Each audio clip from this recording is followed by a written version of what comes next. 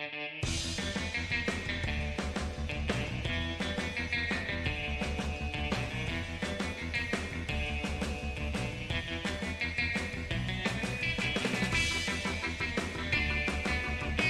guys, and welcome to another episode of Walking with Anxiety podcast with me, Stephen Dawes.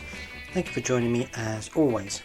Now, it's been a little while since I've made an actual podcast episode. I have obviously had some uploaded, which you obviously heard, hopefully you've heard, and thank you for doing so if you have. But it has been a little while. The main reason is because it's been so hot here in the UK that this little room where I do my podcast recording has been like an oven, literally. So it's been really difficult to actually find a cool area where I can do my podcast. And of course, with summer holidays here in the UK now starting, my daughter's around, and so it makes it less easy to make podcasts without distractions and things like this. So this is the first one that I've recorded since the mega heat wave that we've been enjoying, because the room here now has cooled down to an acceptable level, I should say. Of course, I was actually thinking at one point about doing my recording out in the garden, because it was a bit cooler out there, not a lot obviously, but I was under the shade and it seemed to be a bit cooler. But then I got a bit self-conscious and wasn't sure if someone was going to be eavesdropping on what I was going to say, and thought that might be a little bit weird, hearing someone talking to themselves in a back garden, talking to an imaginary person, and so that made me feel a bit self-conscious, and so I decided against that. But hopefully you all survived the hot weather if you're in the UK. I know there's been hot weather as well in Europe, so if you are listening to me in Europe, I hope that you've also survived that, and that you haven't come away too damaged in terms of sunburn or anything like that. I hope that you've all been looking after yourselves. And today I wanted to go into something that I haven't done for a little while, but I wanted to speak a little bit about another phobia. The phobia that I wanted to talk about today is something called Mysophobia. Now, it's not a phobia of mice or anything like that. It's actually a phobia of germs, and it's also called germophobia, which of course makes a bit more sense, but I think it's probably not technical enough for some people, so they renamed it Mysophobia. But it does go by other names as well. I've got some here, apart from Mysophobia: verminophobia, which may be a fear of vermin, I don't know, and bacilliophobia. I hope I've pronounced those right. If I haven't, please tell me. And it's basically a fear of germs and of diseases and things like this, but of course it goes a lot further than just being afraid of diseases and bacteria and things like this, because if you have something like mysophobia, which I do have, it can of course lead to other issues and other problems that become associated with it. For example, it's not just a case of being fear of germs, it's also bacteria, being unclean, of contamination, of infection, and many other things that go along with it. And there are certain symptoms that would go along with that you might not necessarily have with other types of phobia, and I'll go into more detail with those in a little while.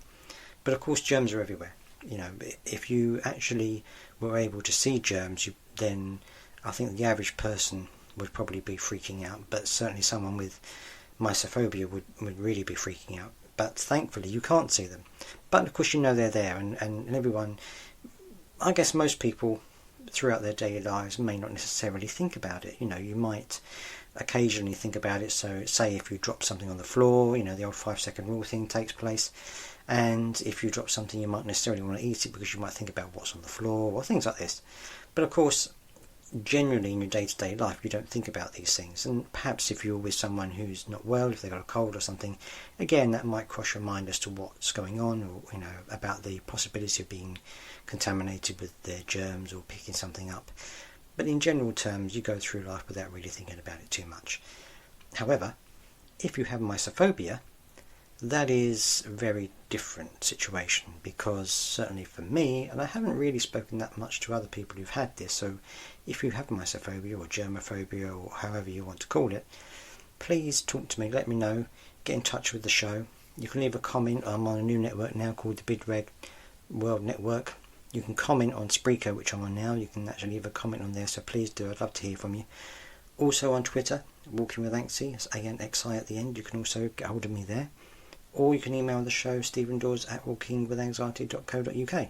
So I'd love to hear from you if you have mysophobia or if you know someone who has, because there are, for me, many reasons for me to think about germs during the every average day, and it goes from one extreme to the other. I mean, I can have some days when I'll go through the whole day not really thinking about it at all, and there are other days when I'm almost constantly thinking about it. Certain situations make that worse. For example, in the winter. Now in the winter it gets really hyped up because there are lots of more germs going around, there are lots more colds, flu and other things going around, and it makes me think more about germs because I'm thinking about this person's got a cold, that person's got a cold. The media will talk about it, they'll say, we've had the worst flu epidemic for however many years in the US or in the UK or wherever it might be, or there's a new disease that's sweeping the globe and things like this. And if you have mysophobia, these are sort of things that you're going to worry about, and it can make things very difficult, especially if you are then on something like public transport and you've got people coughing and sneezing around you, or if you're in a dreaded underground train, which can be even worse if you're sandwiched next to someone else who's coughing and sneezing. It's really unpleasant, and of course it can really make your anxiety and things like this very bad because you have this phobia as well as your anxiety as well, and of course the two together are not necessarily a very good mix. So it makes it very difficult, and of course, as I said before, there are other things that get linked into that. So it's not just a case of you are scared of germs or bacteria or things like this. As I mentioned in previous episodes, you also, for me, I have a fear of general illness, so it could be things like heart disease and cancers and things like this. That can also, for me, plays a part as well. And it can lead to things like overwashing of hands. I've had that in many times in the past where I've just been washing my hands all of the time. Whenever there's someone in the family that isn't well, I'm washing my hands constantly, and it can lead to dry hands, sore hands. Sometimes my hands have been so painful from washing them all the time, they've literally been unable to do anything with them because they've been so painful. These are some of the things that can occur, and it can be very difficult to do some things that other people maybe take for granted. For instance, using toilets outside in public places. I do use them, mainly because I have to, but I don't like doing it, and I certainly won't sit on a toilet seat if I can help it. And I guess that's, in some ways, it's a good thing that I'm a boy or I'm a man, because I don't have to sit on toilet seats for the majority of the time. So that's one good thing for me personally. I know if you're a woman and you have mysophobia, it must be much more difficult for you. But for me, that's one thing that's slightly easier for me. But of course, I still do the whole hand washing thing. Don't like touching door handles in any situation, shape or form, and any kind of things that are used by other members of the public I'm not entirely sure about. So if I go to somewhere like a coffee shop, I'll more than likely have a paper cup, or I'll take a reusable cup more often these days, then have one of their mugs, because even though the mugs go through the dishwasher, they're publicly used by other people, and it goes on into various things like this. It's basically a very difficult situation, and it means you're constantly risk assessing your surroundings, because you are always looking about, is this person, do they look well? Is this person looking well? There's a door handle here. This is could be contaminated. That can be contaminated. It's a really big vicious circle that goes on, and it can be very debilitating. In severe cases, incredibly so. So these are some of the things that can happen to you. And of course, when you're looking at symptoms, some of the signs that you could have mysophobia, for example, if you aren't entirely sure, avoiding places perceived as germ-filled. So it could be something like hospital environments, things like this. A lot of people don't like hospitals who have mysophobia. I don't particularly like going to hospitals at all, or doctor surgeries for that matter. Spending excessive time cleaning and decontaminating, something that I do myself. Washing hands obsessively, of course. Refusing to share personal items. I have done that in the past before, and I feel really bad about it, because obviously I'm trying to not do it, but at the same time that voice in the back of my head is saying you can't do that. No, that's absolutely no-go area. Can be very difficult in such social situations, and also quite embarrassing for me, and I don't really like doing it. I don't want to be like that, but sometimes the urge is just so strong that I just can't do it. Refusing to share personal items, I've done that already. Avoiding physical contact with others. In some situations, certainly, if someone has a cold or something like that, then almost certainly we'll try to avoid them. Fearing contamination of children. Yes, in certain situations. My daughter, obviously, children pick up viruses and bugs all the time. You know, it's part of being at school, part of being in nursery or wherever they are at the time. They're in big social communes, in big social environments with school and other kids and things like this. They're going to pick up these germs and these bugs. For someone who has mysophobia, it's a really bad situation because, I mean, thankfully, my daughter is really pretty good. She doesn't pick up that much in terms of bugs and germs and things like this. But when she does, it obviously makes me very anxious and very worried and things like this, which also makes me feel guilty because I want to be able to look after her and not have to worry about these things. So it's a very double-edged sword and very bad situation to be in for me personally. Avoiding crowds or animals. Again, in certain situations, yes. I mean, I don't really like crowds anyway. So, but certainly in the wintertime, crowds become a really big issue for me because of possible contamination from a bug or a germ. Animals, I don't really like the animals licking my face or anything like that. So I avoid that if possible. I do hug animals, I do play with them and things like this. So I don't avoid them altogether, but I always wash my hands afterwards. I always make sure that I do that. And if I do anything that could possibly contaminate my hands, I'll wash them as well. So it means that making a sandwich, I might wash my hands 3 or 4 times making a sandwich, because every time I touch something that isn't the fork or the knife or the bread or whatever, like if I touch the fridge door, I'll go and wash my hands before I then touch the sandwich again. Just things like this, little things that you might not necessarily think is an issue. For someone with mysophobia, is a really big issue. In terms of what you might feel, again, and those are some things you might think to yourself, that's what I need to do, you know, that I need to wash my hands, or I need to do something to cleanse the area. So it could be like, you know, constantly wiping down work surfaces so you don't have contamination, or constantly using the hand gel when you're out and about so you don't get contaminated or anything like this. This is a very common situation, and certainly if you have mysophobia, a very big part of my day is washing my hands and doing things like that. If I'm doing, like I said before, if I'm doing a sandwich, I might use a separate knife for the butter than I would for any spread, and then I won't use that same knife to cut the sandwich. And it's these little things that can become really frustrating and really irritating for me, but again, it's something very difficult for me to break. Some of the things you can do to try and get around this, of course, is therapy. One of the big things is therapy, and trying to speak about these things that's going on and try to talk through these things to try and help yourself.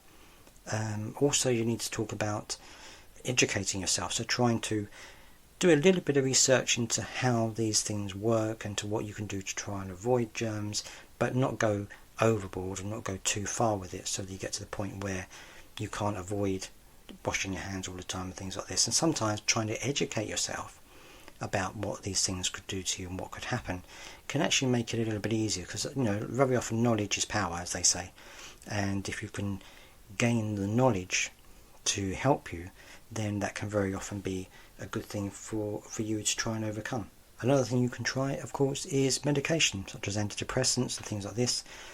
The medication that I'm on is, as my doctor said, particularly good for people with anxiety and OCD and things like this. So they can try to tailor it into certain situations, which can help a great deal. I mean, I think I'm a lot better on my medication than if I wasn't on it, but of course I still do it. And so it's just trying to lessen the effects of what you're doing on your everyday life, and trying to make it as easy as it can for yourself and not as debilitating as it can become.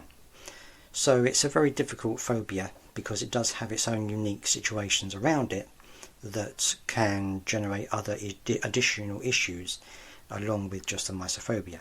So it's a very difficult situation to deal with, but there are ways around it, and there are things that you can do, which I've mentioned some of them here, to get yourself around these situations and around these issues, and to hopefully emerge around from the other side a little bit better in terms of your general problems that you're doing and the things that you're trying to do to make yourself feel better. Of course, it's a very difficult thing to do, and not everyone can succeed in doing it totally, and it might not be that you can get rid of all of these things that you're doing. So the hand washing, you might not be able to get rid of the hand washing completely, and of course you don't want to get rid of it completely. You want to still be having clean hands when you're working with food and things like this.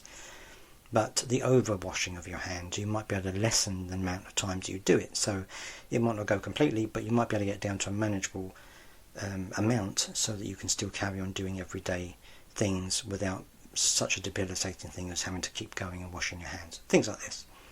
And with a mixture of those different methods, therapy, education, and sometimes medication as well, you can get around these things and hopefully, as I said before, come out the other side feeling a little bit better about yourself.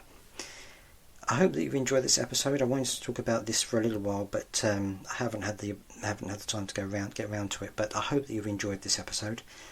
If you do have, as I said before, if you do have this mysophobia, please let me know. I'd love to hear from you, even if it's just my own point of view, so I know I'm not alone in the world.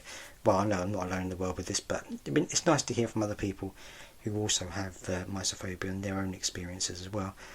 And of course, please contact me for any other reason at all. If you want to talk about the show, if there are things you want me to mention, or if there are things that you think I should mention, again, please let me know, and I'll see if I can add them to the show in future. And if you want a shout out on the show, again, just let me know, and I'll give you a shout out on my next episode. Thank you for joining me as you always do, and until the next time, goodbye.